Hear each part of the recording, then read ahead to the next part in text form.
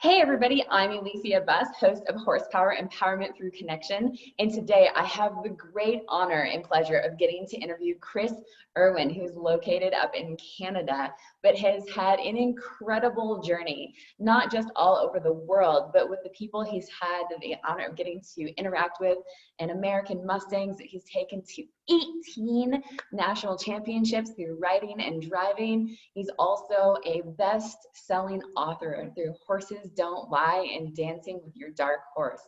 He is a pioneer in the industry of equine assisted personal development and horse training. He's trained Grand Prix trainers and coaches and judges, and he has a remarkable story to get to share with you today. And I just feel so lucky to get to hang out and chat with such an incredible human being. Chris, thank you so much for being on the show today. Well, thank you, Elysia. That was a mind-blowing introduction. Thank you. You're very welcome. So, Chris, tell us, what started you on your journey with horses? I stumbled into horses. It's kind of a cliche Cinderella story. Oh, I love those. Those are my that I was an overachieving teenager in terms of scouting and sports, athletics, school. But at the same time, I was growing up in a very violent and dysfunctional family. Mm-hmm. So the focus on excellence was my response to all of the abuse boxes were checked off in my family, mm-hmm. All of them. So it was physical, verbal, sexual, chemical. It was just a dark place. Yeah. As was the neighborhood that my family lived in. So as a child, on the one hand, my response to the dysfunction, to the vulnerability, was to do my best to focus on excellence, to rise above my condition. Having said that, as an idealistic 15 and 16-year-old, I started to become more and more aware of the hypocrisies and the contradictions and the corruption in the adults and the leaders in my life. Not only my parents, I was seeing it in scout leaders, I was seeing it in church leaders, I was seeing it at school. So at a very young age, at 16, I left all that. I was idealistic to the extreme. And when I achieved a specific goal that I'd had in athletics to win this gold medal, I had a total identity crisis. As the medal was being put around my neck, I'm on the podium. There's a photograph of this in one of my books. I'm a 16-year-old boy. And as the medal was placed around my neck in front of 50,000 hometown fans applauding me, I had a total breakdown. Wow. As I realized that all the blood, sweat, and tears that I put into winning this medal was for that recognition, for that applause, for that acceptance. It was all very conscious. And while I realized in the moment that I'd done all this pursuit of recognition and acceptance from a world that I was more and more out of alignment with, the corruption, the hypocrisy. Right. So I had this huge crisis at the age of 16 that why am I trying so hard to gain recognition and acceptance from such a corrupt world? Yeah. And that led me to actually walking away from everything, from sports, from scholarship. I quit school. I walked away from my family. And the next thing I knew, I was a homeless street kid. I played my guitar in the streets, did odd jobs, whatever I could do to feed myself. And in that journey, it was a few years later that like you're journeying, I ended up in Seattle, Washington.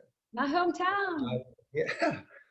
And I was cold, it was late fall, and I was hungry. As you know from Seattle weather, playing the guitar in the streets in November at Pike Street Market was no longer an option. It was cold. Yeah, it gets really, it gets cold there. Too cold and damp to play. So I heard from another one of the buskers, another street musician, that they were hiring out at the racetrack. And I could go out there and work under the table for a little cash at the end of the day. So That's why it was called Long Acres versus Emerald Downs. yes, I went there when it was I was long. Yeah, so there you go. But I'm older than you, so this was a lot longer time ago. So that was the beginning. I went out there that day. I took a bus. I went out, and as soon as I went behind, to the long barns out back of the track, I saw the horses. I heard the horses. I smelled the horses.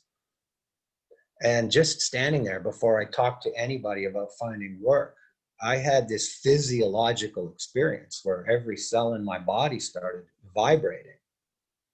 And I knew that this was the direction, that at least I'd found a direction. What I skipped in telling this story is that when I dropped out of society and family and culture and I ran away, I went looking for truth. I went looking for, it got to the point that by the time I was 19, I was suicidal. I mean, I was looking for a reason to live in such a fucked up world, pardon my language. Fine. And it was the horses. It was the horses. And after one day of work there, I got hired to clean stalls, to muck stalls. And one day of mucking stalls, thoroughbreds at Long Acres Racetrack, of all the things that I had done for work at that age, well, this was the one that feeds my soul. I understand. So that was the day I decided I'm going to pursue this as a career. And that was 41 years ago. And it's been quite the journey. But the journey from the very first moment was about, this is an opportunity for healing and learning and finding out more about myself. That journey did become corrupted when a few years later, and I am training and learning how to train, I am finding that, okay, now the horses are also an outlet for my anger and my frustrations, my fears. So I did go through that period as a young man where employers were telling me to be rough, and I was rough. I was. And it was venting. But I came to a critical mass with all of that and realized, well, now I'm the hypocrite. Right. Because like everyone else, I say I love horses, but I'm getting angry at them. I say I love horses, but I'm getting angry at them because I can't get them to do what I want. Mm. So that was a big aha moment. Yeah. And that happened to me in my early 20s. I got hurt a lot in my journey because the first appeal was at the racetrack, but then the next, shall I say, archetypic appeal, because I knew I'm not a jockey. I'm never going to make a career at thoroughbred racing. I want to ride horses. I didn't want to just be on the ground with them at that time. Yeah. So the next archetype that appealed to me was to go be a cowboy. And it was very appealing to me to prove myself as a young man by being able to ride what no one else would ride, that I had the courage to get on the broncs that everyone else was afraid of. That's right. And of course, that was my comeuppance. I came off that high horse more than once. I got busted up a lot. And when you're laying in the hospital with multiple broken bones and you're thinking about your journey as to why am I doing this? So my journey with horses in the beginning was about, this is an opportunity for healing. This is an opportunity for me to make a job out of doing something I enjoy doing. The cliche of do what you love what you do. Yeah. But then within just a few years, I found out I don't love what I do anymore, because I'm laying in bed feeling horrible about what I just did, losing my patience with that horse. So then I realized the journey wasn't just about working with horses as, oh, poor me, I can get over my dysfunctional family. It became far more than that. Then I realized, wow, to do these creatures justice, I have to do more than heal my past. I have to improve my human condition, not just heal the past. I need to get out of negative human behavior and become a shepherd to these creatures. So, not to sound like I'm preaching Christianity or anything, but I had a moment with horses. It was kind of like Saul out persecuting the Jews, and he realized, oh shit. And it completely turned him around. Yeah. I had that journey with horses. And Yeah, ever since then, it's been the last 30 years, has been a very difficult journey as a horse advocate, because you're a trainer to other horse trainers, and you gain your brand recognition and credibility through results. The Yeah. only reason people are going to listen to you in this industry is one of two reasons. Either you tell them what they want to hear and you feed their illusions of people who are looking for validation, Right. or you do have new information and you're presenting it to people who don't know what they don't know.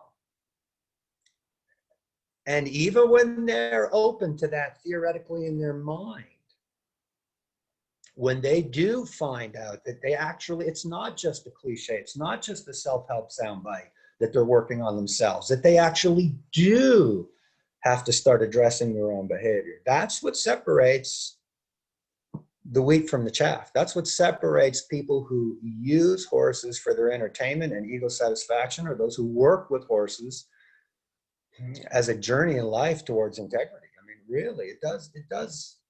And as my path became more and more of that, you love what you do and you do what you love, but it's hard work. The ism became a long time ago, the horses are easy. Yeah. They're the easy part of all this now.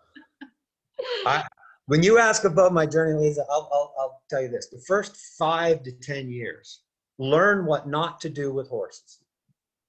Learn what not to do. You know, all the standard dysfunctional things. And I'll jump ahead and put out a soundbite right now. You probably saw it on my website. The belief system in the industry that you desensitize horses. No, just the opposite. Name one other thing where you would want your partner or your resource desensitized. You don't.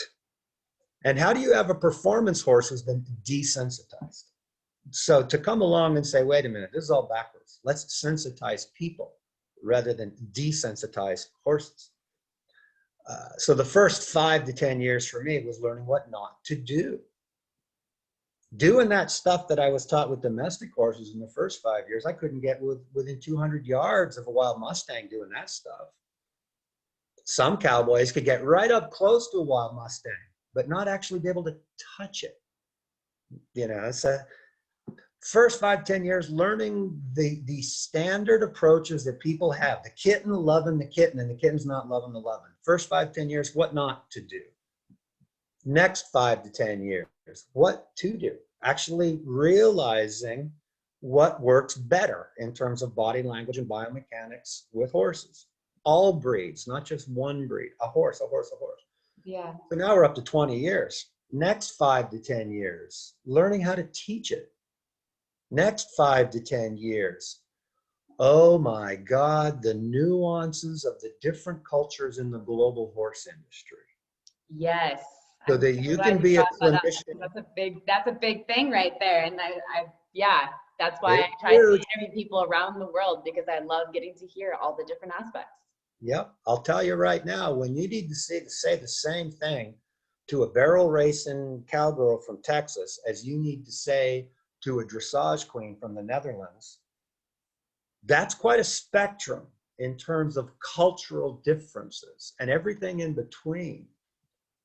Irish jumpers are not German dressage riders, but they need the same information. Each culture has degrees of what I would say they call open-mindedness, but each culture also has degrees of what their culture calls tradition. Yes. So, boy, is it different working with a Mexican jumper than it is working with a Belgian jumper. And I'm just saying different, but they need the same information. So for the individual to adjust, how do I get this information through to a Texas barrel racer as opposed to a Mexican jumper, as opposed to a Dutch dressage diva? Like getting through, yeah, because the industry as you know, it's like religion. It's very fractured among all these different, we call them disciplines, call them denominations. Yeah, even within like the equine assisted learning and mental health field, like there are people that get just really narrow-minded about the modality that they work with to engage with those people and like helping the people on how they look at horses and at animal welfare. Like there's so many different aspects to it, and that's why I love interviewing people like from so many different models and so many different realms Mhm. within the equine industry. Because on the channel, it's not about saying one person's right and one person's wrong. It's about like, what is it that has been your journey? Why is it important to you? And then people get to hear different stories and get to hopefully expand their range and see how they can best help the horses and themselves in their journeys.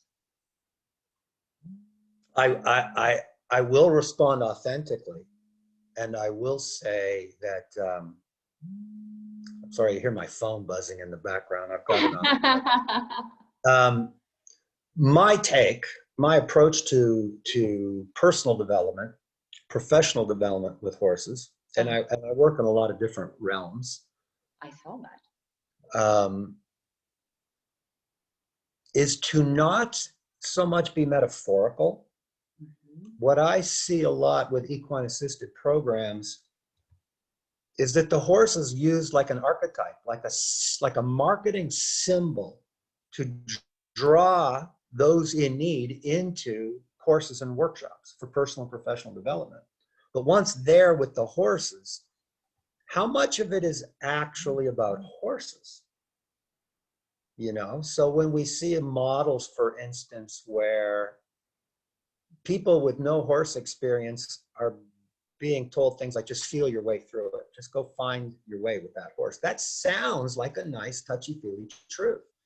And that is one truth. But the other truth is you're allowing someone to potentially stress a horse by doing that. So what I'm getting at is I actually don't see in a lot of equine assisted programs the true integration of the horse as a sentient being in the program. I see it used as a prop, but not necessarily a sentient being. I just realized that I'm about to run out of power. I just need 30 seconds. Hold on, everybody, to plug my laptop in before I run out. Hold on, everybody. It's all right. This is about what My darling Sophie has run to the rescue. Oh, thank you, Sophie. Sophie is from Belgium, and she's very much enjoying living in Canada. Oh, cool. So, going back to what we were talking about, when I say integrate the horse as a sentient being, thank you, dear, into how I work with people and horses, it was Freud who said, Sigmund Freud said, if you really want to understand the relationship between the conscious mind in a human and the unconscious mind in a human, how we deal with ourselves, the closest thing to define that is the relationship between a horse and a rider, the give and take, back and forth. So I approach this as we're horses. You're a horse. Sophie's a horse. I'm a horse. That wounded veteran is a horse. That stressed out cop is a horse. That stressed out stay-at-home mom is a horse. That corporate executive is a horse. We're all horses. That the human ego is a horse. And in the simplest of terms, when horses are triggered, it triggers fight, flight, or shut down. Right. And good trainers are so good at biomechanics affecting physiology that they don't train horses. They literally rewire a horse's brain. It has neuroplasticity. That good horse training evolves the creature. It doesn't just condition it to obey. It evolves it into greater self-carriage and self-confidence. And the horse learns how to learn. So our goal as horse trainers is how do I do my job well enough that I can help that horse evolve out of so much prey reality? Yeah. And like those wild Mustangs, yeah, they're desperate for the freedom. And on the other hand, they're all they peck at each other in their neuroses of being prey animals. So every human being has a horse inside of us. And we are easily stressed into fight, flight, or shut down. And you watch teams, you watch families, and it's a herd of horses pecking at each other. There's a lot of romantic illusions about horses. Work with enough wild Mustangs and you find out how stressed they are in their freedom.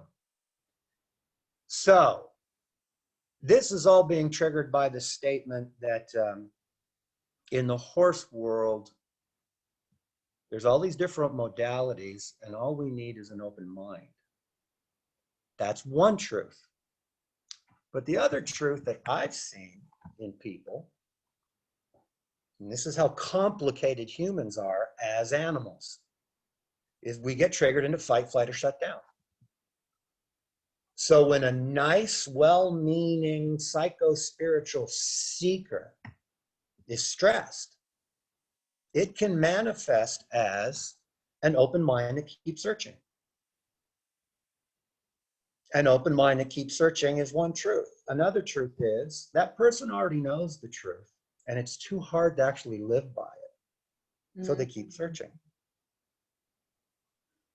Sometimes the spiritual seeker is a spiritual seeker. Sometimes the spiritual seeker can't handle the truth, so they keep running to the next workshop and the next course. So as a facilitator, with our level of awareness, to me, am I aware of where my students are really at? Why they're even really here? I can look at this psycho-spiritual, well-meaning, kind-hearted person and see a wounded healer in flight, going from workshop to workshop. So what's my job? Is it to tell them what they want to hear? Or is it tell them what they need to hear? I think that takes back to the conversation that we had before we started recording. Yes, yes, yes. I listen.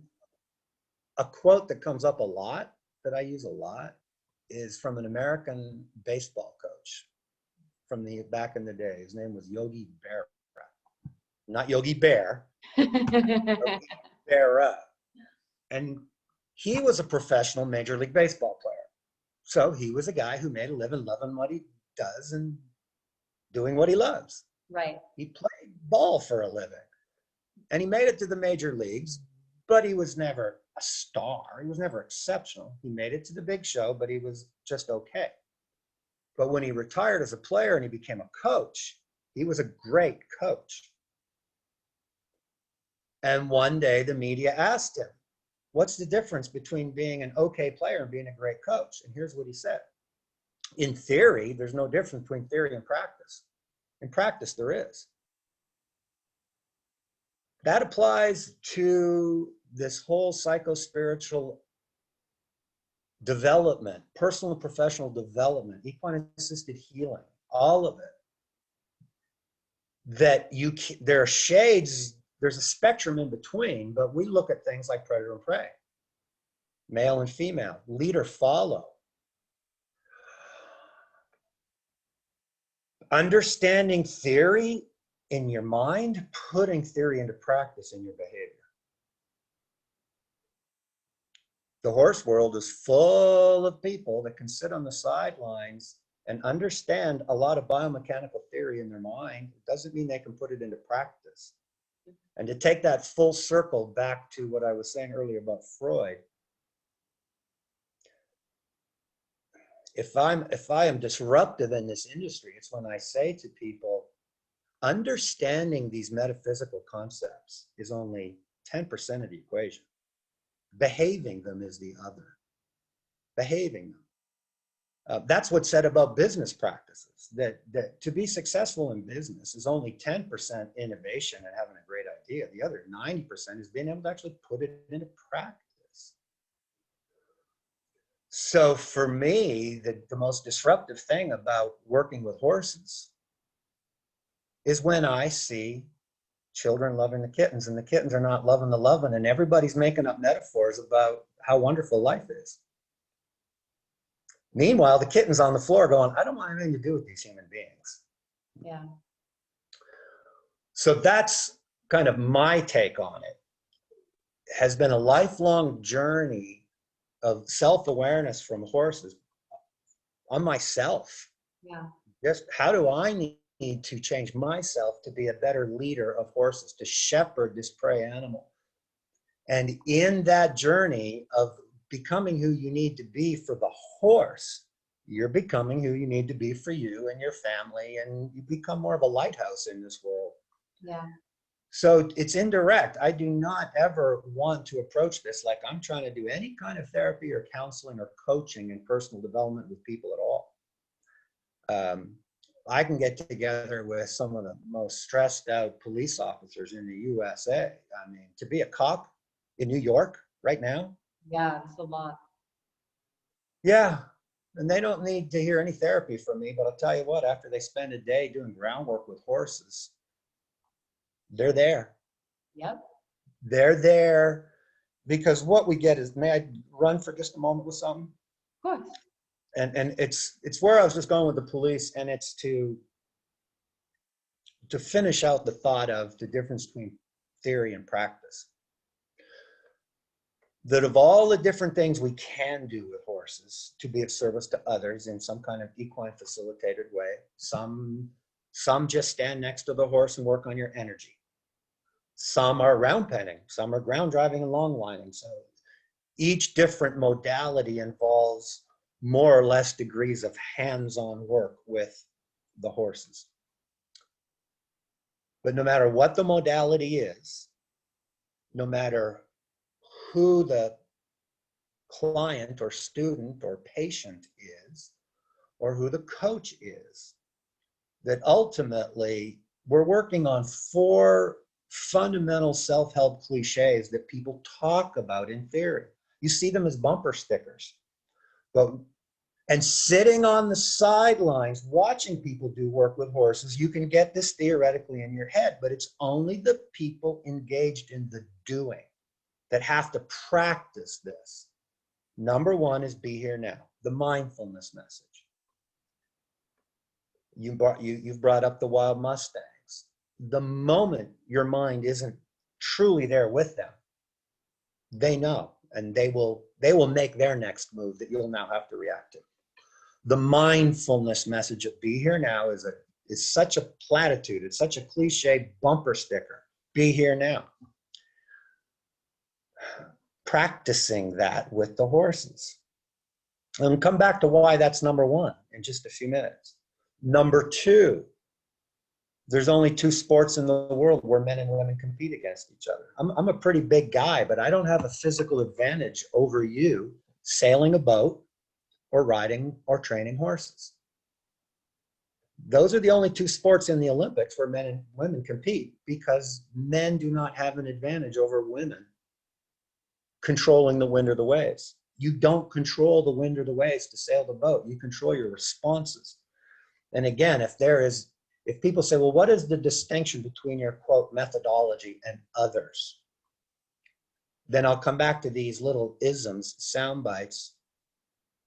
Making horses do what you want by desensitizing them is not at all the same as sensitizing yourself to be more in control of how you respond to them. They're the wind, they're the waves. I want to sail that boat. Creating relationships so that they trust you and how you react. Yes, exactly. When a horse respects and trusts how you respond to their challenges, then they give themselves to you. Yeah. If everything ends up being some kind of coercion or manipulation, then you've always got this disconnect that they're supposed to do what you want because you're either aggressively bullying them or passively trying to bribe them. I'll offend a lot of people. I'm not a big fan of a lot of different modalities because it's not the person being who the horse needs them to be when they did what you want and the response is to get a cookie. That's how you train killer dolphins and killer whales and parrots and dogs. That's predator logic of do what I want and I'll share some food with you. That's not horse logic. In those wild Mustangs that you're looking at, if a horse is pushed out of the herd, it's not allowed to be in the herd at all. It's such a dysfunctional, disruptive horse that the leaders of the herd have driven it out of the herd. That horse still gets to eat. The grass is on the ground. Food has nothing to do with relationships with horses. A lot of people don't want to hear that, but it's true. And what I say to people is this: here's the mind of a horse. A horse can't trust you unless it respects you, can protect it. Like mama bear to her cubs. Now, that does not mean that your horse needs to see you get down on the ground and wrestle with a mountain lion. I'm not saying that. A lot of us in the last couple of days have seen the video on Facebook of the guy being stalked by a mountain lion. I haven't. Now, yes, well, a lot of people hearing this have seen that. Okay. So what I'm saying is, just because you love a horse doesn't mean that it trusts you have the power to protect it. But when it sees how you respond to challenges as being assertive but non-threatening, we'd have to go to the biomechanical practicalities of how. But what I'm emphasizing is, one, you have to be present in your mind. Two, you can't actually control horses. You can control how you respond to them to earn their respect and trust. Three, in this process, you actually have to be the change you want to see. Another Gandhi self-help cliche, be it. So what I'm getting at, if you want a distracted horse to become focused, you better know how to focus. You have to lead that by example. So if I'm someone who can't maintain my mindfulness, I won't be able to train a distracted horse well enough that it feels better in its body and it thanks me for being a leader that helped it. Yeah. So we actually, if you want a calm horse, you'll have to be calm. If you want a motivated horse, you'll have to be motivated. You have to lead it by example. If you want a confident horse, you'll have to be confident. You'll have to lead it by example. If you want a fit horse, you'll have to be fit. And all three of those first self-help cliches are often contradicted within one session by a human being. They're not mentally present. They're trying to control the horse rather than control their responses to the horse. And in a sense, it goes back to my earliest disillusionment with human beings, is that they're actually, I hate to say it, but they're actually hypocritical leaders because they want a horse to be something they're not able to be. Fourth, but they could be if they practiced it. Fourth is that it isn't, this is the corniest cliche of all, it isn't the destination, it's the journey. That you have to be able to go out with a horse and you can think in your mind that the destination is, I'll use the words literally. The destination is, today I want to load my horse in the trailer and take it to a clinic. That's the destination. The journey is, it didn't want to be caught. It didn't want to go into the trailer. When I got to the clinic, it didn't want to come out of the trailer. When it came out of the trailer, it busts out of my hands and runs away, and I got a loose horse at the clinic. So I was thinking of my destination. I want to take my horse to the clinic. But the journey that day? So those four, to stay perfectly grounded on those four self-help cliches. So you have a horse inside of you. How well is that horse able to stay mentally in the moment? How well does that horse respond to situations beyond his control? That's what I'm getting at. A few minutes ago, and I said I'm going to come back to this, and your story right now, Elysia, am I pronouncing your name correctly? Thank you. Yes, Elysia. It is the nature of the horse. So I will ask new students this question. And they can be equestrians, they could be training trainers, or they could be corporate executives or mental health workers, law enforcement officers. What are we asking of horses? And from all the varying degrees of experience with horses, the answers that come back are respect, trust, cooperation, willingness, partnership. And I say yes. But those are all results of your process.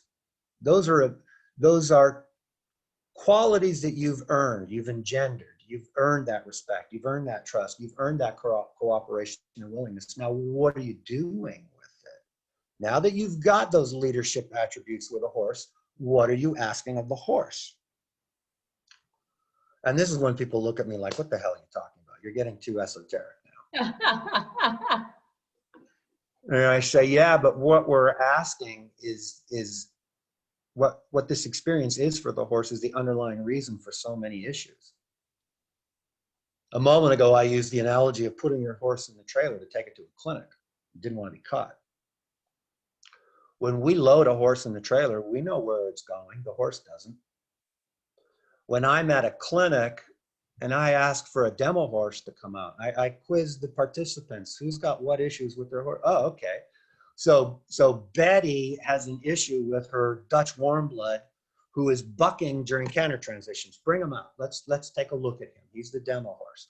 Now, Betty and everybody in the arena knows that Betty's horse is about to come out, and I'm going to work with him. Everybody knows that, except the horse. When we ride the horse down the trail, we can know where we're going, and they don't. Or we could be exploring, and they don't know that we don't know where we're going. So all of this is saying what the journey of horsemanship is, especially becoming horse trainers. It's truly learning how to lead the horses so that they can become good, reliable, safe partners for people. That's a journey of asking a prey animal to embrace the unknown, to embrace its vulnerability of the unknown. So I can now just kind of cut and paste and jump to what is, to me, the essence of all equine assisted work. Ultimately, are you working on yourself through the messages and models of the horse so that you can confidently embrace the unknown? Because the world needs it. That's what we ask of horses. So I ask of people. If we're going to lead horses by example, are you ready to go on the journey of embracing your own vulnerability into the unknown? That's what this is. Because to be able to do that, some of us have to go backwards and deal with past issues. In order to go forwards, first I have to go back and clean up my childhood, clean up my last marriage, clean up what just happened in that broken business. Yeah. Before I can go forward, I have to deal with the fact that I just lost my job due to COVID and how, blah, blah, blah. I mean, that's what's happening. Yeah. So I take it that deeply and that seriously that, frankly, I don't appreciate seeing people play games with people and horses in the name of personal development, when in fact, what's actually happening is this underlying journey of vulnerability. That's what it is. So I don't appreciate it when people water down the wine and try to make this all touchy-feely romantic illusions about what our relationship with horses really is. That is not doing horses justice.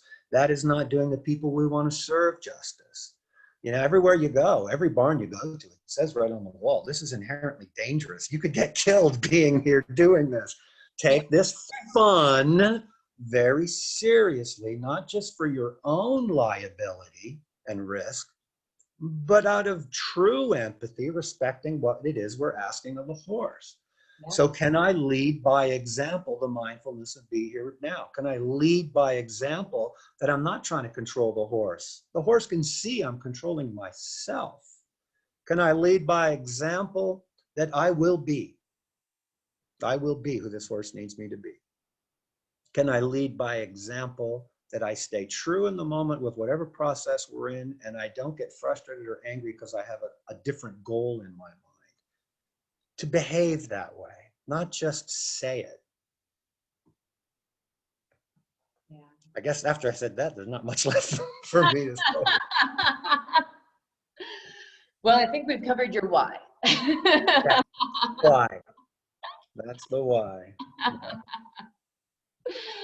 Oh, no, I really appreciate you sharing all of that. And it's really important, like growing is not about being comfortable. And that's why I really appreciate when people just share their authentic truth of the matter. And yeah, it's important for all of us to be able to honor ourselves and try and expand and look at things even when they're not comfortable and be like, does that make sense to me? Yeah. Am I ready in my own personal development to take on that perspective? and do my best to implement it. And like you reiterated throughout the interview, the timeline, like how much time it took you to get to that place within yourself to be able to honor horses. Decades. Yeah, I think how long it takes, quote unquote, depends upon how damaged you are to start. And that's true too. And how we honor our journey and we have grace with ourselves and forgiveness for Yeah. ourselves and the people that have interacted with us in a way that was, negatively impactful to us. And it's just so important to be able to say, like, yes, I see that. And what I find oftentimes with horses and with people is that when we interact with them, there's so much instant gratification that we're accustomed to implementing within our own lives. And most people don't have the patience and sometimes not the finances because they got into something without realizing and budgeting and all these different aspects that are encompassed within engaging with horses, that maybe your job for yourself and honoring that yourself and the horse is sitting there outside of the gate and just appreciating the energetic exchange with that horse and Yep. having them trust that you're not going to force them into a situation. Like I was at Steadfast Steeds with the Mustangs that had been brought in, and we're in different stages of domestication. And there was this one mare, and she wouldn't really let anybody touch her except for the woman that ran that facility. And I watched different people go up and try to engage with her, and I just sat on the ground and I didn't even look at her, which was very vulnerable for me too, because I've had 2 low back surgeries. So to put my back to a horse, not knowing if that horse is going to paw through a fence line or something like that, but to read the horse and see that it just needed somebody to sit there and breathe with it, and she came close to me, like I didn't touch her, and I just breathed. And she started to lick and chew and sigh and just slowly relax her body. And that's what she needed in that moment. And I don't know how long if I had stayed there for days or weeks or months or years or however long it would take for that horse to come into a place where it was ready to offer trust in me as a leader by respecting what it needed in that moment, not what I would have liked to have gone and like petted its soft nose and smelled its neck and, engaged in that kinesthetic experience. It's just like, no, like letting go of that ego and just being in the moment with a mind clean and clear and just honoring that horse as a sentient being. I was just saying it with some students just a couple of days ago at a workshop in Toronto, the other end of the country here. Especially with traumatized horses, and the ones that are, and when I say traumatized, I'm talking about the ones who have now been triggered into fight, flight, or shut down. Right. And there are mild degrees of that. The horse who nips a little bit, that's a little bit of fight. Yeah. The lazy horse, that's shut down. Yeah. People will often say, Elysia, they'll say, oh, he's a good boy. He's just a little lazy. Then I have to look at them and say, well, then you're defining good, meaning there's no problems. Like a sullen child doesn't get in trouble either, because it doesn't do anything. Right. To get in trouble. Be in their room and play video games all day long or whatever. Yeah. Lazy horses are shut down. And I was doing a demonstration with a horse who's very shut down. And I made a prediction that within the next 10 minutes, you're going to see him really open up and do a beautiful trot, just flowing, long extended trot in groundwork, just groundwork. People just trying to lead him in the halter. He wouldn't want to move. He'd shut down. And lo and behold, less than 10 minutes later, he's doing that trot, flying around the arena, real loose. And to quiz the students, the trainers in training watching this, I asked them this question: who can tell me what I did to get him more forward? And nobody could identify it. And I said, good, because I didn't do anything to get him more forward. It's what I didn't do. He needed just a few minutes to see what I'm not doing to let go of his inhibition to go forward with me. So a horse who doesn't want to go forward, that's the bird with clipped wings. Yeah. That's the fish who won't swim, or the child who won't play. That isn't something you necessarily need to fix. That is something you need to not be the cause of. Exactly. And within minutes, they see, oh, you're not like everybody else. The shutdown horse primarily is the kitten who's not loved the loving. I don't even want to walk beside people. Yeah. And they're typically nice horses. They're too kind to get triggered into flight. They're too kind to get triggered into fight, and they're too brave to get triggered into flight, so they just stand there and do nothing. And to get them to open up is to show them what I'm not doing.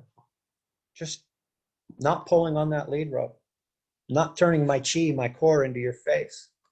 I could give you all kinds of biomechanical cliches that people hear. What does it mean to stand beside a horse and for the human to get off on the wrong leg? I'm going to shift to biomechanics now. More educated equestrians learn about the biomechanics of horses. And they talk about coming from an inside hind leg to an outside forehand. They talk that diagonal balance. They talk about throughness in the body and the spine, about bending through the rib cage instead of folding the neck. All of these things, being on the correct lead, a rider being on the correct diagonal, a horse who was asked to canter that did get off on the correct lead, not the wrong one and then switched 3 strides later. And every single one of those biomechanical concepts and more are also in how a horse reads our body. Absolutely. And this is what a lot of people haven't learned. So you could have a horse not want to follow your lead, not walk with you, simply because you left off the wrong leg and told it not to. Yeah. But if you don't know that, and then you want to fix it because it didn't want to go, here we go. We're training the kitten to not love the loving. No, that makes a lot of sense. And like as a body, doing body mechanics and a body worker, I've worked on horses and their riders, and it's always really interesting to see where the horse presents with pain and tightness in comparison to where the rider does, and how the horse compensates for the weakness and instability in the rider, and how they're blocking them. And people oftentimes don't really think about that correlation. And they're that it has something to do with the person. Yeah. Absolutely. And I mean, if you even on groundwork, if you're constantly asking a horse to move in a certain way, and that's not biomechanically correct or helping the horse, then you're going to have different tightness, and shortening of the muscles, different pain, and then everything just kind of winds together. And then a horse physiologically struggles to do the right thing because you've been training them the wrong way. And usually it's just from ignorance, not like malintent. Yeah. It's just that. It's ignorance, not malintent. Yeah. And so, but there are so many pieces that go into the behavioral aspect of working with horses, right? Yeah. And let me give you a quick anecdote to tie what you're just saying together. It happened this winter. I should say this spring. I spent quite a bit of my COVID journey in Florida. It wasn't intended. I went down there in March for a 3-day clinic and ended up spending 4 months. When my European tour was canceled because of COVID, I just pivoted and said, well, there's lots of beautiful horses here and people that want the work, so I'll stay in Florida. And then one day, I had one client come to me with a barrel racing horse with a very sore back. A vet, here's the sheet, the printout, the diagnostics from the vet, that he's not injured, but he's sore everywhere. Sore in his hips, his hocks, his back. Everything is just locked up. And the same day, and this is a new client, and she took him to the vet because of behavior issues. He's bucking everybody off. He's rearing up and running away if we try to put a saddle on. What's wrong with my horse? And then the vet came back with a diagnosis of he's sore in all these places in his body. And he was angry about how his body felt. Yeah. And then exact same day, another client comes in with another vet report This horse is shut down. He won't go forward anymore. He used to do, he used to jump 1.40 m, no problem. Now he's knocking rails down at 1 m. He used to have no problems with his flying lead changes. Now they can't even get him to pick up each lead.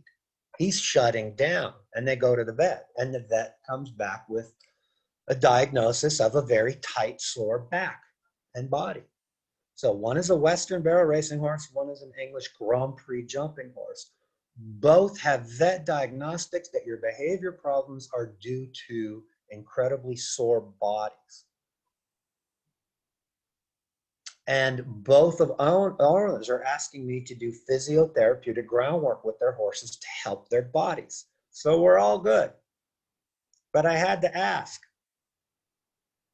did your vet, and there's 2 different vets, gave these 2 different horses, did the veterinarian give you any feedback as to what caused this? Like, what good is it if the vet diagnoses it and then I do correct biomechanical groundwork to help this physiotherapeutic issue in both of these? What caused it? And again, with all due respect, here's the human capacity for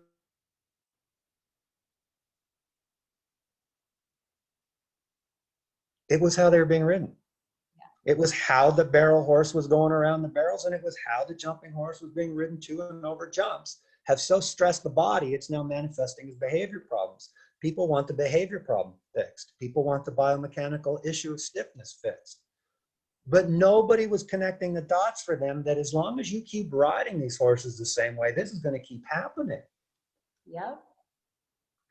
So someone has to come along and tell these clients what they need to hear and say, okay, look, I'm going to help your horse. I'm going to do a month worth of great groundwork to get your horse to stretch through its body and become supple and well-behaved again.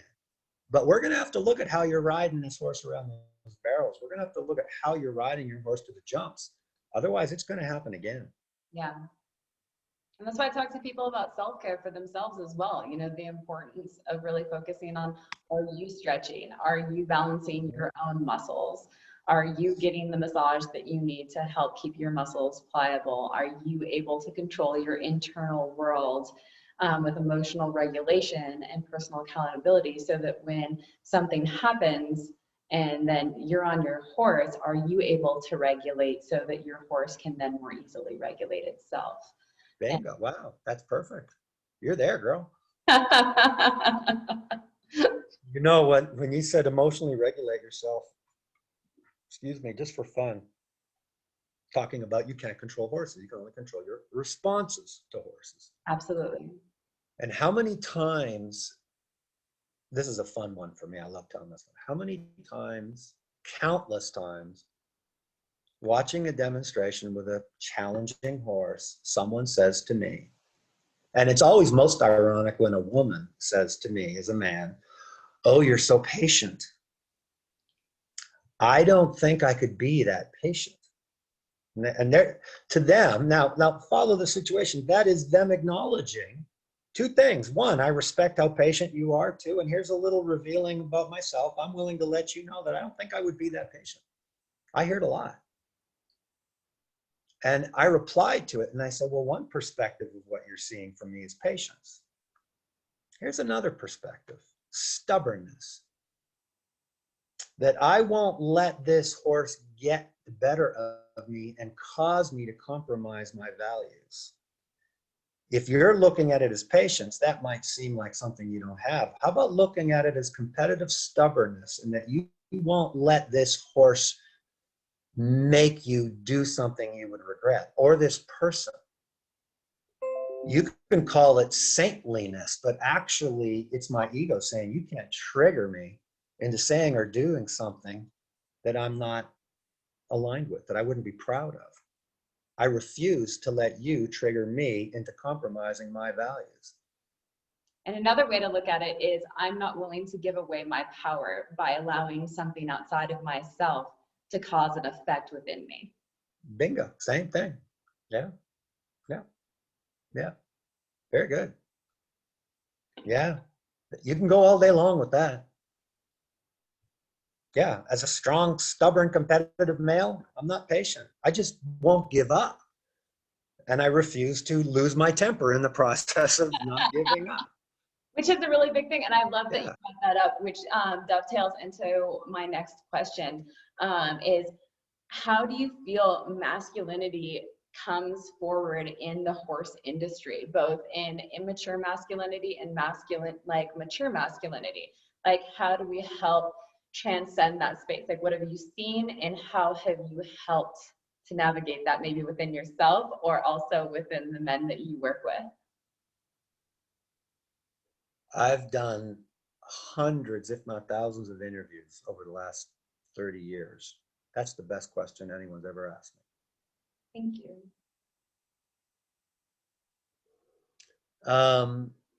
To start with, I would respond with, so now you've asked me to embrace my vulnerability, because I know for the fact that at least 90% of the people listening to this are women, not men. And I also know from my history, you get good at reading horses, you get good at reading people. Every single workshop I do, I can look at the group and identify there's always one or two women who are there to learn, but for all understandable reasons, they've got some serious issues with strong men. Yeah. And I understand it. I'm just saying, I see it.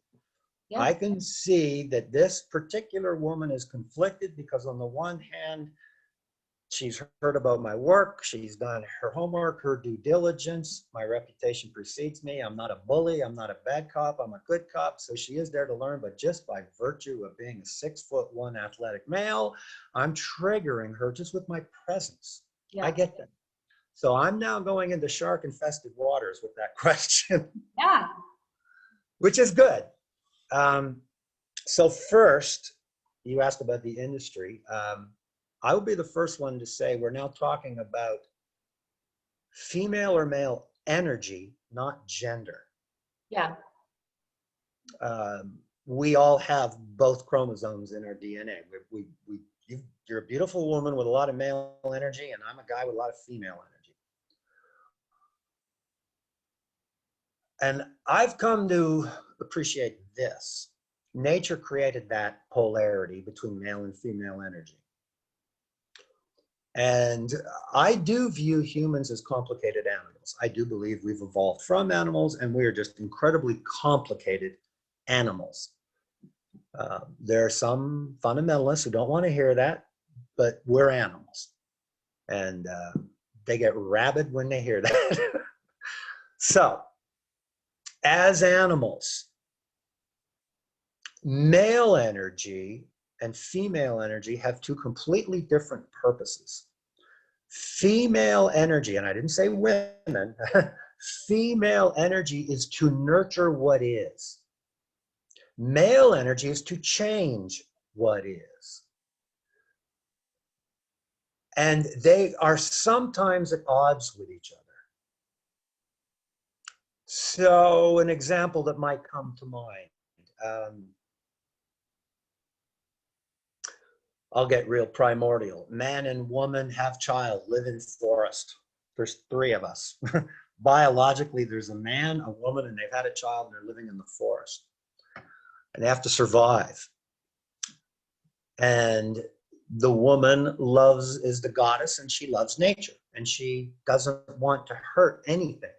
She wants to help that tree grow, not cut it down. Right. But the male wants to cut it down. Because what he wants to change is that we don't have a house. We don't have shelter for us or our child. So something has to change. And in order to change this, I'm going to have to cut down a bunch of trees to build us a house. So it's like going all the way back to Abraham Lincoln, and he had his team of rivals to deliberately have opposing views so that you try to find the balance. Yeah. That's what I believe the push-pull in every one of us is about. That we have a male energy that wants to change what is, to evolve it to the next level for the better. And that's natural. And then we also have female energy that nurtures what is. Everything is sacred. Why would you kill that tree? Because we need to. You know, why would you why would you burn down that field so I can plant wheat? You know, so, and just making those statements, I'm going to trigger some people. But all I'm saying is, it plays out in a conventional, and it isn't man and woman. You can have a relationship of two men, and one is more female and one is more male. You can have a relationship of two women, one is more male, one is more female. And when you look at who's taking on those roles, the one who's more female is wanting to nurture the status quo, and the one who's more male is wanting to shake it up and change it. That's who we are. We have that in couples. We have that mama doesn't want her child to get hurt at the playground, and daddy's encouraging them to climb higher. Yeah. So that's the balance. And every human being has that polarity, that push-pull between male and female in us. And it can stress us out because we'll then have conflicting feelings about things. This can come down to whether my horse is barefoot or has shoes or not. I mean, it's in everything. It can come down to, should my horse have a blanket on or not? Today, in today's weather, should it wear a blanket or not? And I'm not saying right or wrong. I'm not saying where the temperature is or where the humidity. I'm just saying this is what happens. The horse who doesn't want to get into the trailer to go somewhere, and one person says, well, he doesn't feel like doing it today.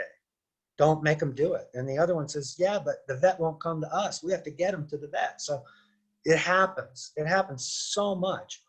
And I see that push-pull happen in an individual about how they're going to respond to a situation. Should I put, people dither about it. They'll get full of anxiety about whether or not to blanket the horse, whether or not to take this horse with this issue to that trainer or not. A common story, you'll have people hearing this and seeing this that have either experienced this or heard about this.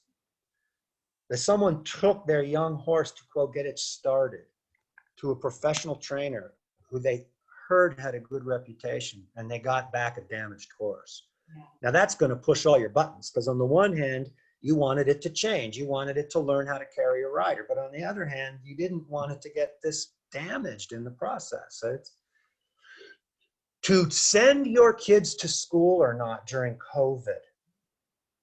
Yeah. There you go. There is the conflict right there between male and female energy.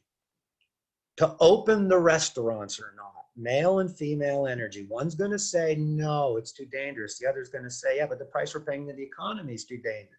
So this is the push-pull. It's true. Even like public school. So I'm also an educator, and I have a public school degree and my BA, my master's, and then I have a Waldorf teaching certificate. And I feel like Waldorf would be the feminine and public school would be the masculine, and how it is to address education, but still honoring that there are people on that spectrum, and that some kids will be better served by a Waldorf education, and some kids will be better served by a public education. And in both of those camps, you are going to have parents that vehemently oppose that concept. Yes, yes. You can take the same polarity of male and female energy and look at it in predator and prey. I first started talking about this a long time ago with regards to sports. You can have a child who is innately competitive, and it would be good if that competitive sports, so that the young person could get all the benefits of sports, the self-discipline, the health factors, the ability to recognize I can set goals and achieve them, blah, blah, blah, blah, blah. But have that entire opportunity diminished or sabotaged by being out of alignment in the nature of sports. Yeah. So I'm up here in Canada, and our national sport is hockey. Yes, which is bad. And again, it's another cliche of how many parents, especially the dads, would love their son or their daughter to be a hockey player. Sure. But and hockey's an aggressive competitive sport where people will hit each other. I call it a predatory sport. Sure. And that's not a judgment. When I say predator and prey. I love dogs and cats and lions. It's not that prey is virtuous and predator's evil, not at all. It's a symbiotic balance, just like male and female. But if a parent is pushing this young, competitive, aspiring athlete into an aggressive competitive sport like football or hockey or boxing, Sure. when in fact the person is competitive but not prone to such aggression. Let me swim, track and field, rowing crew. That's a difference. And I define them as predator or prey because in predatory competition, the focus is to use physicality to take something away from your opponent. Right. We're two dogs. You've got the bone. I want the bone. I'm going to get rough with you to take your bone. You've got the hockey puck. My team needs it. I'm going to take it. You've got the basketball. My team needs it. I'm going to take it out of physical conflict. That's the nature of predatory sport. And we see in predatory sports that very often it will result in actual fights, actual real conflict. Right. But you don't see the fights breaking out at track and field meets and swimming matches and rowing regattas, because the nature of the competition, it's still intense competition, but it's not head-to-head conflict. Two people wrestling over a ball, it'll trigger actual conflict. Yeah. Two people trying to run faster than each other or swim faster than each other or jump higher than each other, it's full-on competition, but it doesn't trigger that conflict. So to be in alignment with what energy am I more predisposed to? Is it male or female? I have a daughter who says I'm both. She gets it. I have a son who's pure heterosexual, prey-oriented in his competition. I have a daughter who, as she would put it, is gender fluid. And yet when she gets into competition, she's pretty much a predator in terms of what she's more aligned to. Like, she doesn't hesitate to fight you for the ball. So I get it. So with our awareness, you asked, this is all just a response to masculinity and femininity. Yeah. So masculinity in the equine industry. Yeah, and we all have both. And some of us are working on a balance of both. And some of us are more extreme male or extreme female in whatever body we happen to be in. Sure, yeah. I've met women who are so aggressive that they're bullies, and I've had to take whips away from them. And I've met men who are so passive, I've had to hand them a whip and tell them to get a backbone, that their horse can't trust them till they man up, and everything in between. I've met women who are abusive bullies, and I've met women who can't stop crying because of how beautiful that rainbow is, and everything in between. And the same with men. So horses want to see the balance of both male and female energy being led by a more shepherd-oriented prey consciousness that has proven it has the strength to protect them. So a woman needs to find that balance and between masculine and feminine for a horse to trust her ability. And so does a man have to find that a balance between masculine and feminine. Really incredible horses, like extremely well-bred horses full of incredible performance potential. I love them all, but I will say you do get a lot more horse for $500,000. And the more intensely bred they are for competition, the more sensitive they are. And when I say sensitive, that conjures up sensitivity, female energy. But they need to see the balance. Here's one that's counterintuitive. I first started seeing this with the wild Mustangs. When we talk about aggressive volatility in horses, the war horses that would just as soon come at you as run away from you. People don't talk about them much in the horse industry or in the equine assisted industry, but I get them. I was once asked to work with a Lusitano stallion who was the world bullfighting champion, who is now attacking his rider. Wow. Attacking his rider. I don't get through a season without some high-level show horse who's aggressive to its owner. This horse is on an Olympic dressage team, but you don't dare go in the stall with it or it'll come at you, and it's not bluffing. Really angry, angry war horses. And I use the analogy with the horses and their levels of volatility as things that go boom. When you take a match to diesel fuel, it does not go boom. It's a slow burn. It's like kerosene. It'll burn. You don't really want to light a match to it unless you want it to burn, but it doesn't go boom. Gasoline goes poof, and it's a short flame that burns out really quick. Dynamite goes boom. But now think of something like nitroglycerin. It's one of the biggest booms there is. You know, a little bit of nitroglycerin will take down an entire mountain, and you handle it with extreme sensitivity. But when people hear of aggressive horses that go boom, they think they have to handle it with big aggression. So they're interpreting it through the predatory model, that the bigger the lion tamer needs to get. And it's the exact opposite.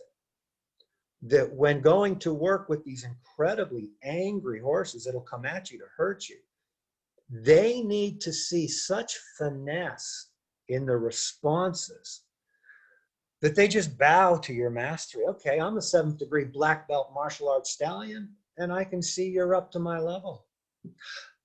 It's not about being aggressive. It's about being that tuned in with such sensitive movements as moment-to-moment responses that aggressive horse it sees you as someone that does not need to attack. Exactly, because it feels seen and heard and understood in what it's going through. Yes. And the same thing can oftentimes be for people. You know, they feel like they have not been seen or heard, and they're so frustrated and they're so angry that nobody understands, that they start lashing out in different ways. And Yeah. when you just meet them with kindness and grace and patience and this sense of forgiveness, and we just say, I see you, and then you just breathe and you work through those subtleties. It's amazing how people and animals, their guards just instantly come down if you can just give them that grace.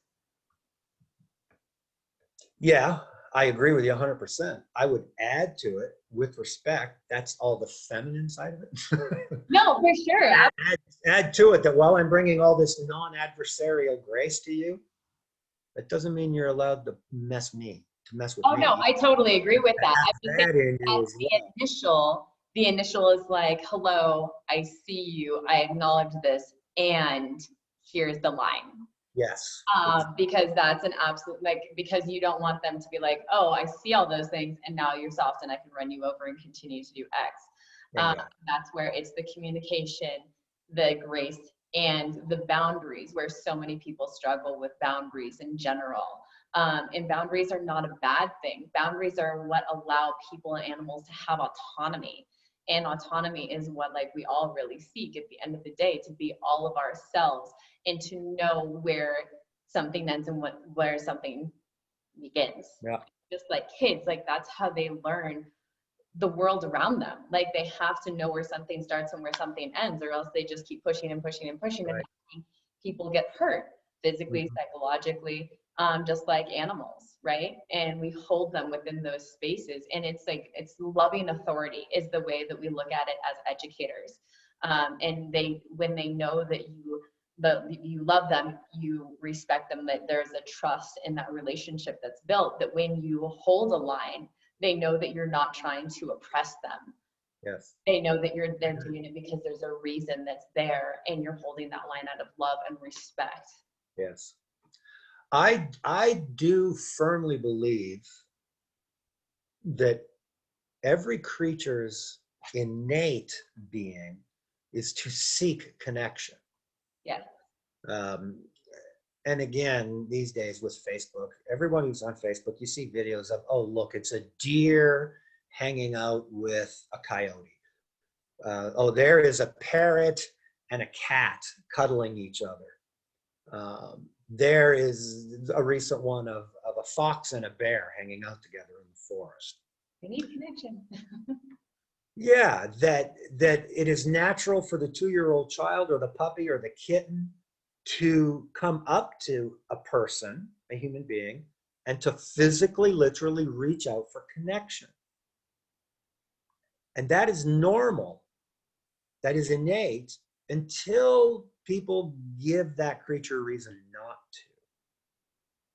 So we've all walked into barns and had cats come right up and rub on us. We've also all walked into barns that have the quote feral cats that'll look at you but don't want you coming anywhere near it. So that has been validated by their experiences with people. Right. We've all walked into barns and had friendly horses offer us their head and want to nuzzle. But we've also all walked into barns and seen horses with their ears flat back in anger, threatening people that walk by them. So those cats and dogs and horses are having such different, they seem to be in such different mental spaces in terms of how they respond to people. But it's really clear when some animals have said, my collective experience with people has soured me. And so I pin my ears and tell them all to stay away. Right. And same as the cats. Now, I want to mention that in terms of boundaries. Everything you just said about boundaries, and especially how children interpret them, is absolutely true. And I would like to add another perspective to it. And it's tackling an issue in the horse industry too. One issue in the horse industry is people whose horses spend, it's out of balance, way too much time standing in a stall. Before I go any further about this and how it relates to boundaries, the difference between medicine and poison is dosage. It is okay to have a glass of wine a day, not a bottle a day. It is okay to maybe have a couple of cups of coffee in the morning, not 2 pots a day. So on and so forth. Dosage. I know of barns where the horses are in their stalls 22, 23 hours a day. And when they get out, they're still in a contained, they're ridden or they're put in the hot walker. They're not allowed to ever get out and actually be horses. Heartbreaking. And then the other extreme are the people who believe horses should never be in stalls and they should always live out, quote unquote, naturally as horses. And I come to this, I mean, we've been talking about key fundamentals like respect, trust, awareness for how you respond. But another key fundamental is balance, the balance between male and female, the balance between predator and prey, the balance in boundaries. We've all seen a horse in a box stall who's stressed out. You don't need to be an experienced horse person to realize this is an animal full of anxiety because it is trapped in a cage. Yep. It's pacing, it's weaving, it's cribbing, it's kicking, and it's crying. It feels trapped in the box. So some people, out of balance themselves, would look at that and say, well, it's not good for horses to be in boxes. Horses don't like that. But you could walk 2 stalls farther down the same barn aisle and see a horse sleeping in the box. It has a completely different perception of what the boundaries of box stalls are doing.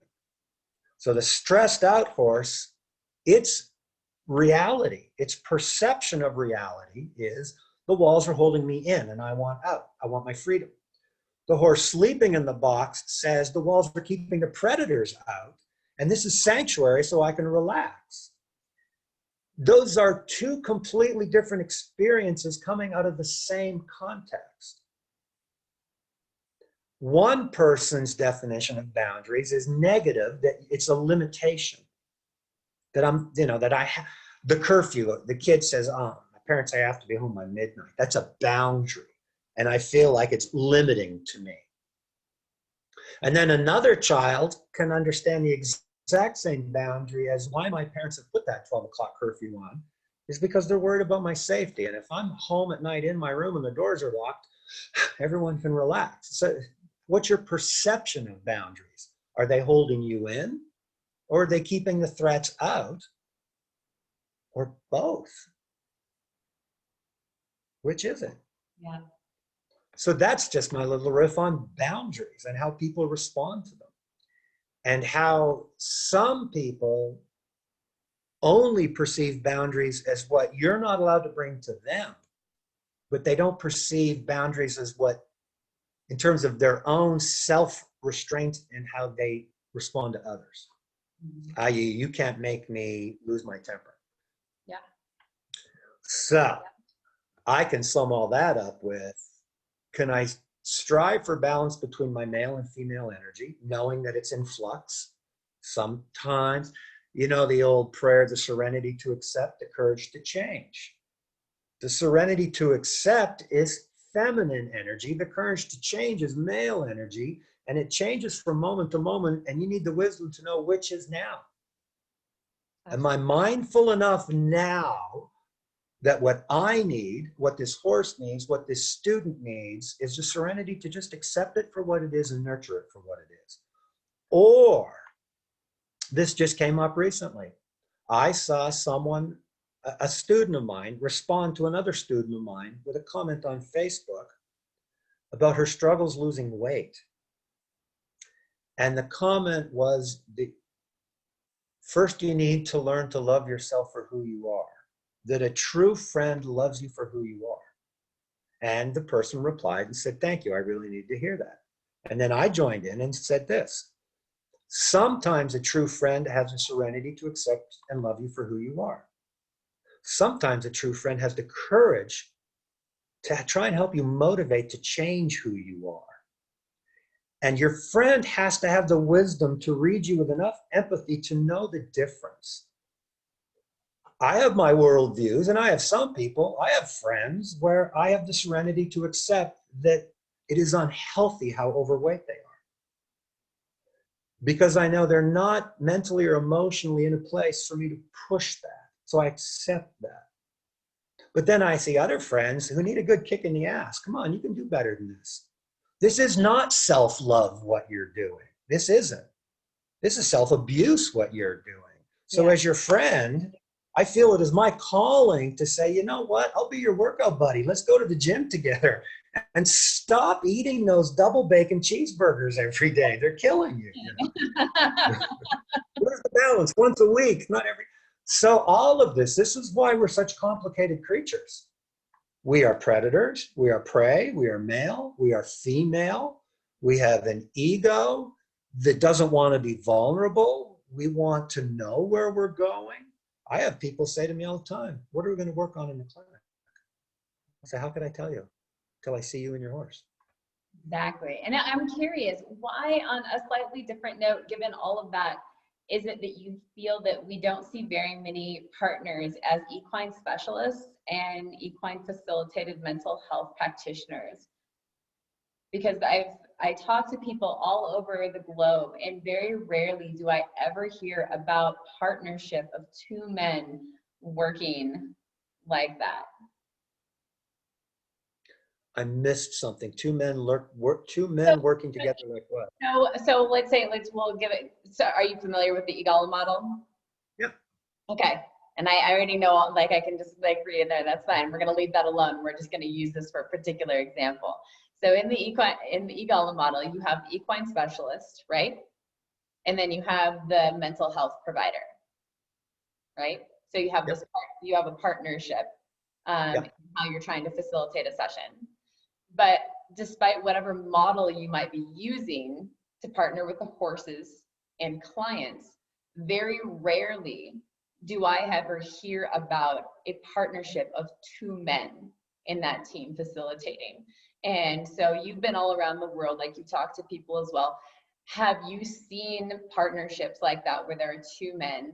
And how did you feel like that worked? And why do you feel like we don't see more partnership within that industry of two men versus a man and a woman or two women? Good questions. First of all, no, I have not seen two men co-facilitate where one is a mental health practitioner and one is an equine specialist. I've yet to, doesn't mean it isn't out there, but I haven't seen it. Yeah, I mean, it's just rare. I never hear about it, and I talk to lots of people in the industry. I have been involved in it myself, where a male mental health worker has asked me to work with him, and I'm the horse specialist. So I haven't seen it outside of myself, but I have been involved in it. That's cool. Yeah. As for why, well, it's sheer demographics. And we have to look deeper into data to answer these questions. I was doing a clinic many years ago, and there was a journalist from the local paper there watching the clinic, watching the Friday night demo before the weekend clinic. And it was a man. And as he looked around, he could see that 90% of the audience were women. He has a daughter who rides horses. And I'll tell you the quote, the exact quote, and it can sound offensive, but he said, he looked at me and he said, "You're a man. What is it with chicks and horses?" That's what he said. What is it, quote, with chicks and horses? And I said, well, it's not. There are men in the horse industry. I said, what you're seeing here is mostly women, but there are men involved in the horse industry. And I've had a number of people ask me, why aren't there more men involved in this? And I have to reply with, well, there are lots of men involved with horses. They're just not involved in education with horses. There's a difference. Right. And what now we're talking about the joke, the cliche of why men don't ask for directions. Going to a clinic is asking for directions. It's asking for help.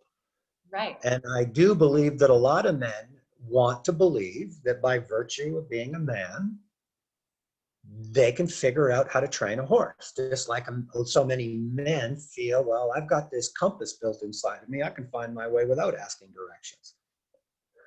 So there are lots of men out there with horses. They just don't come to educational workshops. And not many of them go to psycho-spiritual, touchy-feely, we want to work on our relationships workshops. They don't. And one of the jokes about this that I often bring up when I'm coaching equestrians is that if more men, as I'm coaching the women and they find out how focused on the biomechanics we need to be. When I say, ladies, it's the physics of the metaphysics. The road to hell is paved with good intentions. I know you love your horse, but your horse needs you to be better with how you communicate with your body, to learn this language of the physics of your spiritual intention. Right. And when I start going there, I often say this, and it's true, if more men realized how biomechanical it was, they'd be more interested. But because they hear from girlfriends and wives about relationships, they don't want it. So how do we unpack things to make men feel supported and create that bridge for them to be able to be vulnerable and ask the questions that allow them to be supported, for them to transcend the spaces and topics that they struggle with? Now, that's the most loaded question you've asked. You really want me to answer that question? Of course I do. All right. First, as I said, I take everything literal in terms of how I transfer it from horses. So number one are those 4 self-help cliches with horses. One is lead by example. Right. So one thing that I would have to say to any woman trying to get through to men is stop talking to them about it.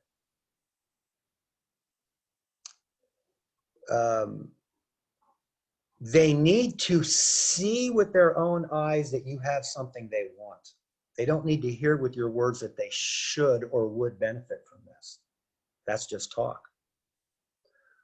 What most men are going to respond to is when they see that you have something that they admire and they want. So if you come back from a session with your horse and it has revitalized you, if a man sees in the woman changes for the better, and he's not hearing from her that he needs this, then he'll be drawn into it. Again, I'm in these shark-infested waters, but facts, data, psychology tells us that the average woman is speaking 25,000 words a day and the average man is speaking about 8. So one thing to say to women, it's too much talk. You know, I have such female energy. I mean, I can talk all day long. I talk like a woman. But men don't want to hear it. There's this hilarious scene in this movie with Bradley Cooper. Yes, I know the scene. It's in Aloha. Yeah. The two men. Yeah, with the two guys, but they have like subtitles underneath it. And I love it so much how that all came together. But not just, in my question that I'm asking you, it's not just from the perspective of women, but rather society as a whole, including men.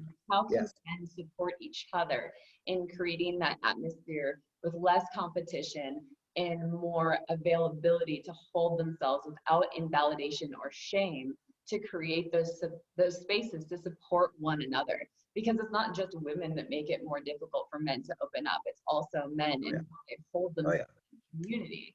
So absolutely. How do we unpack that from the masculine side as well, not just women? And I totally hear what you're saying in regards to women like talking too much and men needing to be shown more through action and that nonverbal communication and creating that space so that it's not always like a hard press from us as women, which ironically is more of a masculine energy, right? Because we're trying to create. Exactly. Is that where it needs to create that space of nurturing, but also allowing the man to stand within himself, right? And to create that change versus being bowled over. So men, from your perspective, how do they support men for that space? Well, a few things. I do these polar opposite extremes. The typical train the trainer workshop is 90% women, 10% men. But when I'm working with the police officers, it's the opposite. It's 90% men, 10% women. Right. So I do have these different laboratories, and they couldn't be more different to work with a group of men all day with horses as opposed to a group of women. Sure. We bleed the same color. A horse is a horse, people are people. But now we're getting into truly the gender difference. And I'm bringing up, for instance, the police officers, because now we're talking about the epitome of strong men, strong males. Very typically, yes. Strong males who had an honest Boy Scout intention to protect and serve and are now stressed out by the world condition. Number one is that you don't need to make it non-competitive. We thrive in that environment. We expect it. Absolutely, but Let me finish. in like more toxic. I apologize for interrupting, but because I love competition personally, but I think that it's how we address competition that's the difference. Yes. What I'm saying, when we get a group of men together, men are more comfortable with that competition, and we don't view it as toxic as the way a lot of women do. So we're more comfortable with it, is the first thing I'm saying. We don't need, in fact, here's one. If you get a group of men together, it is totally unnatural and it's illusion to say that we want a level playing field and that there's no competition. That's just not natural.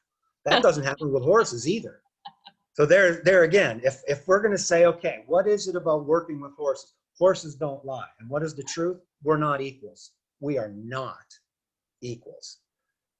When you get 6 men together, not a word needs to be said, and a hierarchy will become apparent. It will emerge, and we're all okay with it. With the alpha, we're all okay. Like, yes, it emerges. Leadership, like, I get that.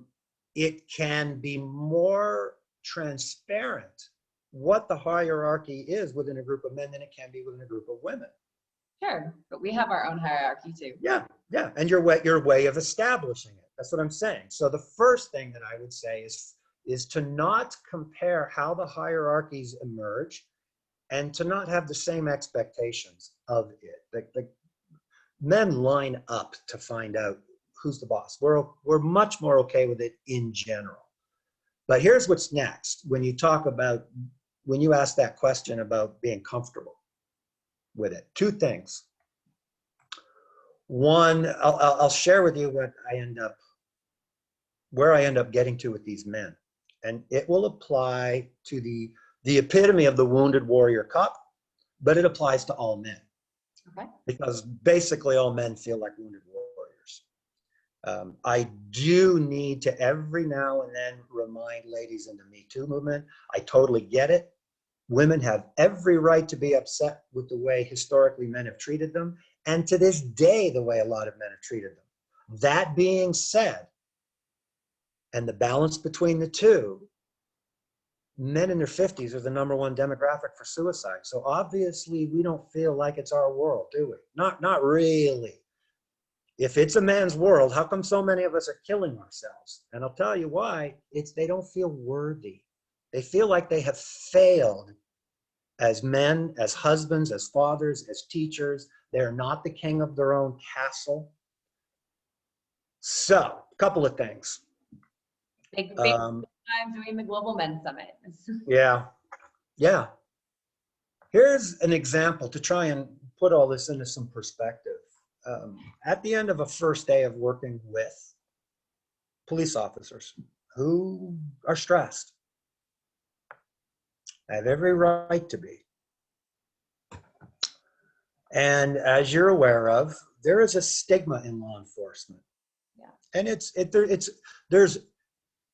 there's less of a stigma, shall I say, on the West Coast as a cop than there is in the East Coast than there is in the Heartland. Again, cultural distinctions. The West Coast is a little more liberal, a little more ahead of trying to have some kind of empathy for what the boys and girls in blue go through. Right. Although they are struggling with that right now, I can tell you. Oh yeah, everywhere.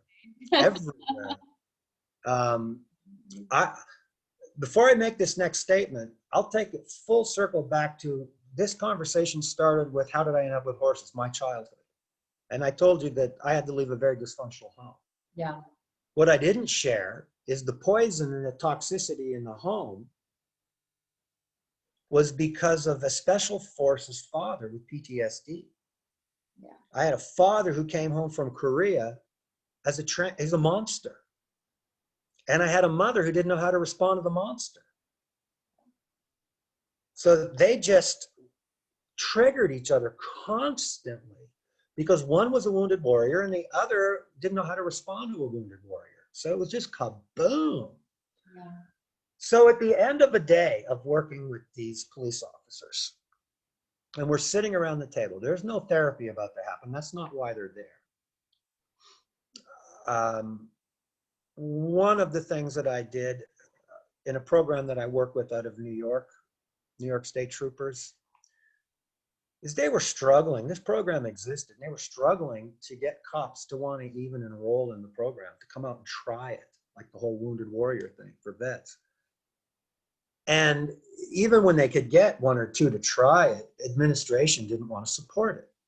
There's the stigma, big boys don't cry. If you need to go pet horses, you're not fit to carry a gun. Because, and again, the association was, well, you can't hack the job, so you want to go out and pet horses and cry with the horses. That's kind of the stigma. Yeah. And I came along and said, well, first of all, let's shift the whole perception of what we're doing. That this is not therapy for wounded warriors. Think samurai. Yeah. Think samurai warriors meditating before they go into battle. How about instead of, oh, the poor cop is stressed out, how about instead your soldiers, your warriors going into battle, and we have exercises with horses to sharpen your mental acuity, to sharpen your tools and situational responsiveness. Awesome. That it's not a negative thing. It's not a stigma that you're wounded and you need help. It is training that you have a very difficult job. And there's some tools here that can help you do your job better.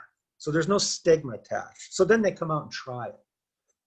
And they come out and try it because I approached it like this. You can think this is touchy-feely, let's go pet horses and cry, or you can look at this as equine martial arts.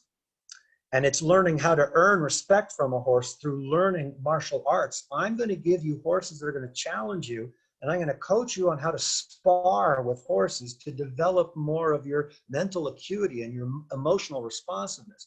They think that's great. They sign up for that.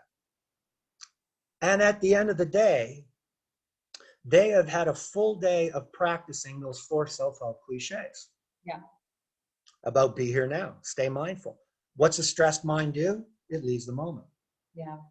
So the first thing they've been doing with their stress, and it's indirect, they're not told we're doing therapy on them. They're learning how to, they're getting a crash course in horse training, which requires they practice mindfulness, which requires they practice learning how to respond instead of trying to control. These are all counterintuitive for cops.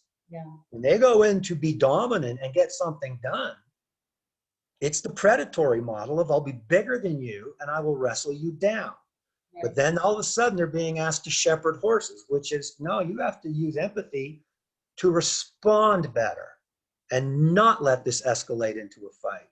Exactly. And when they get that, at the end of the day, they're so proud of their sensitivity. And at the end of the day, they're sitting in a space that they haven't been in years because they were able to stay focused on empathetic responses instead of triggered into aggressive responses. And as they're sitting there in that, I ask them a couple of questions. And this is coming back to masculinity now, finally. Is it fair to say, gentlemen, that when you came into this, you had a perception that it was going to be touchy-feely stuff with the horses, and it wasn't? That in fact, it required you to improve yourself? And they said, oh yeah. And I ask, is it also true that what you learned today is you didn't know what you didn't know about your own responses when getting triggered? And they said, yes. And then I'll ask them for a 1-word response. How do you feel? Just 1 word. And the words that come back from the process that they've been in are words like at peace, inspired, motivated, grateful, appreciation, focused, all the, and then it gets to this. Okay, you didn't know what you didn't know about horses. You had all kinds of cultural illusions and expectations about horses, but you didn't know what you didn't know about them. And when they triggered you, you didn't know what you didn't know about yourself. And as you became more self-aware, you started getting what you really wanted with that horse. And they're going, yeah, that was the process. That was it. I said, okay, so here's your first transfer. There's nothing wrong with you. There was nothing wrong with those horses. There was nothing wrong with that kitten who was not loving the loving. And there's nothing wrong with that horse who turns its ass to you and walked away from you when you had a predatory approach. There's nothing wrong with that horse. It's not a bad horse. You found out the truth. And they're going, yeah. I said, there's nothing wrong with you for feeling stressed. But you think there's something wrong with you because culture tells you, oh, now you're wounded. Now you're damaged. Now you need to see the therapist. So let me give you the first model that just came from your day with the horses. There's nothing wrong with you. There's something wrong with people that think there's something wrong with you. That is not a bad horse. That's a good horse with ignorant people who don't know how they're offending the horse and they think it's a bad horse. That's not a bad kitty. That's a child who didn't know how to show love and compassion to the kitty. And there's nothing wrong with you for feeling the way you feel about the job you do. There'd be something wrong with you if you didn't. There's something wrong with people who think there's something wrong with you. That's the first step. And when I go there with them, so many of them break. They finally just let it out because they're such high integrity men and women who truly want to protect and serve, and they're wounded.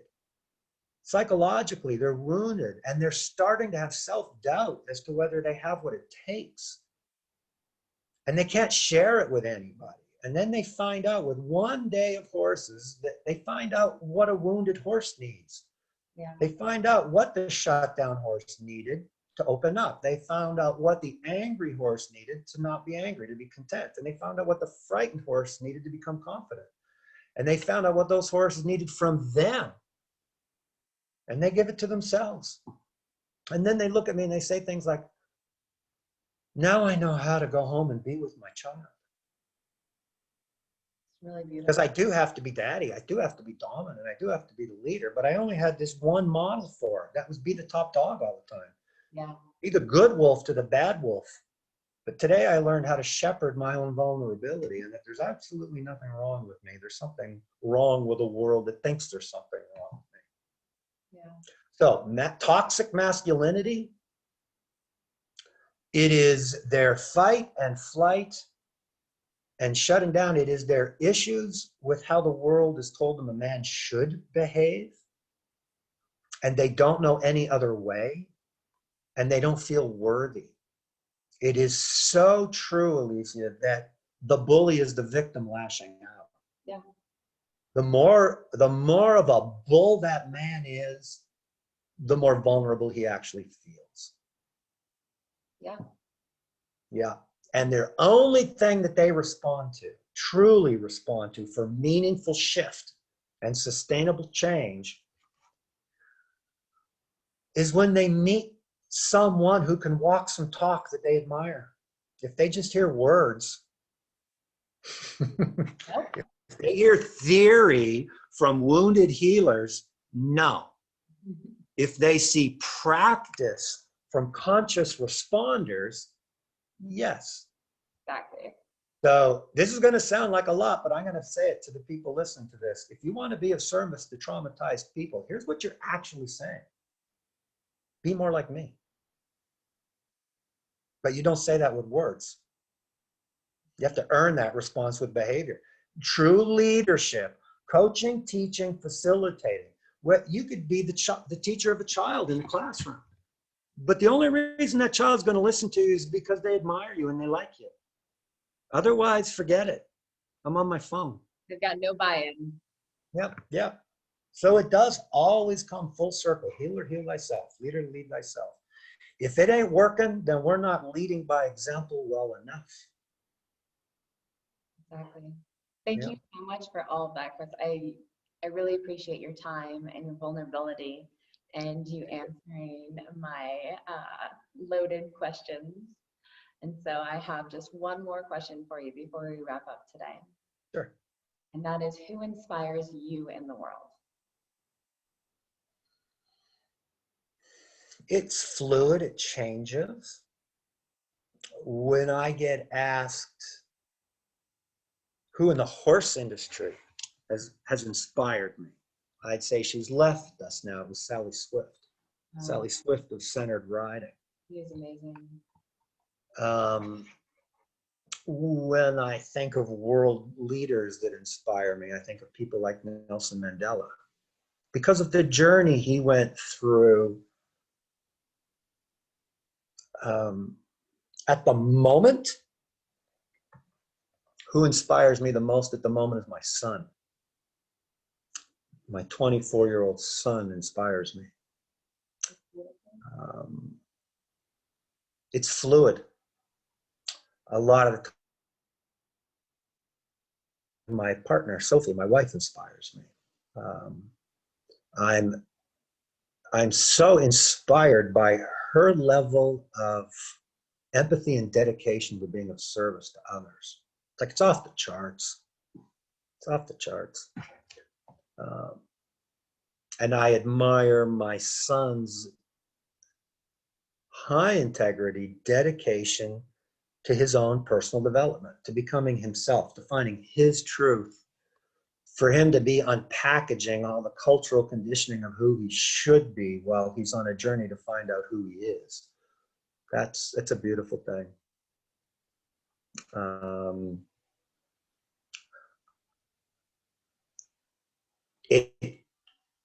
It's sad that I can't give you more, but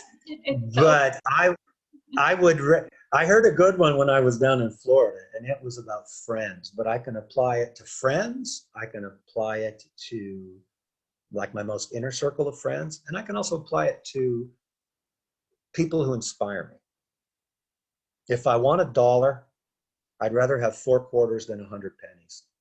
It's a good one.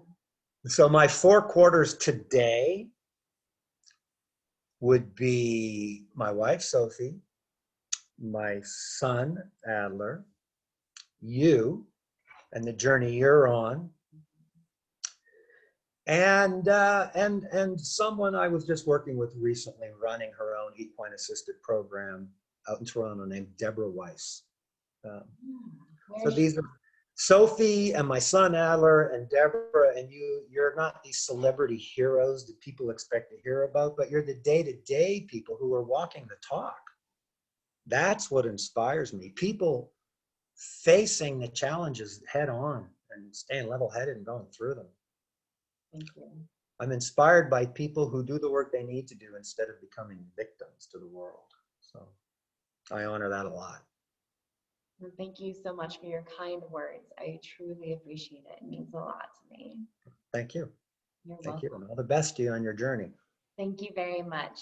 It's been an honor and a pleasure to have you here on the show today and get to connect with you as a human being on this planet, making a difference for horses and people. And yeah, it was really wonderful. So thank you for that. And everyone, thank you for watching. And until next time, bye. Bye-bye.